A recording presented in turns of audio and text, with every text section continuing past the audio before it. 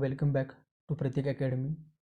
In this video, we will discuss on chapter classification of elements. So let's start the video. Before going to actual chapter, let's revise some basic questions. The first question is, what are states of matter? So we know that there are four states of matter: solid, liquid, gases and plasma state. So what is property of solid state? In case of solid state, there is a no relative movement of molecules of matter. Okay, and solids are having fixed shape and fixed volume. Okay, for example, say a stone or brick, both are having fixed shape and fixed volume. Okay, then there is a liquid state. In liquid state, there is a relative movement or slight relative movement between molecules of matter, and liquids are having fixed volume but they are not having fixed shape. For example, take water. Okay, water is having if you take water in one liter bottle, then if you pour this water in, say suppose, another pot, then volume remains same but shape is changing. That means liquids are having fixed volume but not having fixed shape. Okay, then in case of gaseous state, molecules are randomly moving in any direction and they are not having any fixed shape or fixed volume. For example, take air. So when we take air in, suppose, one container, then it occupies volume of that container and also take shape of that container. That means volume and shape of air is not fixed. Then there is another state, that is plasma state.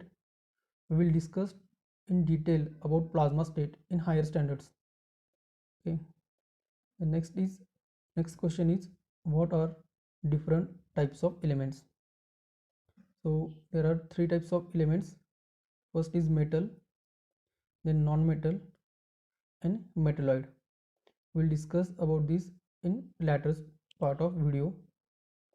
Okay, next question is, what is smallest particle of matter? So we know that smallest particle of matter is atom.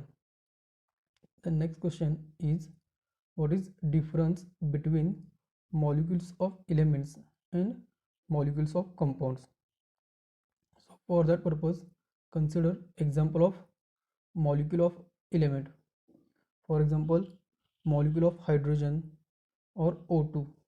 Okay, and take example of molecule of compound, for example H2O. Then what is the difference? So if you observe hydrogen molecule or oxygen molecule, in case of hydrogen molecule, it is made from two hydrogen atoms, or in case of oxygen molecule, it is made from two oxygen atoms. That is, molecule of elements is formed by two similar atoms, or say similar atoms. Okay, then in case of molecule of compound, for example water molecule, it consists of two hydrogen atoms and one oxygen atom. That means molecules of a compound formed by dissimilar atoms, maybe 2, 3 or more.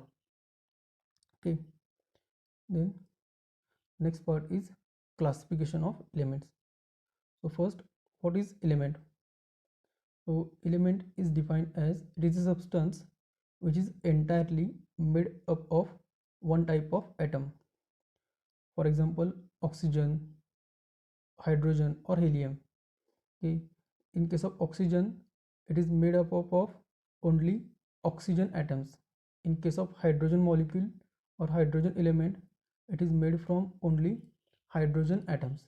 Okay, then around year 1800, only 30 elements were known to us, that is humans.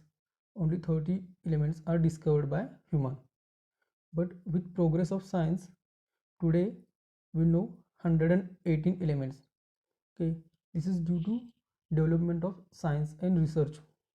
Okay, then numbers of experiments are carried out by scientists to understand various properties of these known elements, and at the end, today we get various or huge amount of data regarding properties of these elements. This is very huge data, and if we want to study these elements, that is 118 elements separately one by one, then it is almost impossible to study and remember properties of these elements. uh, for it is impossible to study and remember property of these elements easily, so it is very impossible. Then there is a question, how to make this study easy, or how to uh, remember these properties, or how to make easy this study. So for that purpose, scientists are started studying, is there any pattern or style in the vast information of these elements.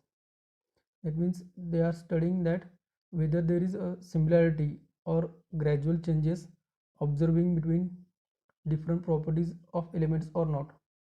So by that, they are observing different trends and different similarities between properties of different elements, and they are started classifying these elements depending upon their similarities and dissimilarities. So initial classification was done by scientists in two groups, that is metals and non-metals. But as the research is going on, as number of elements are going on increasing, they are found some elements which are showing properties of both, that is some properties of metals, some properties of non-metals.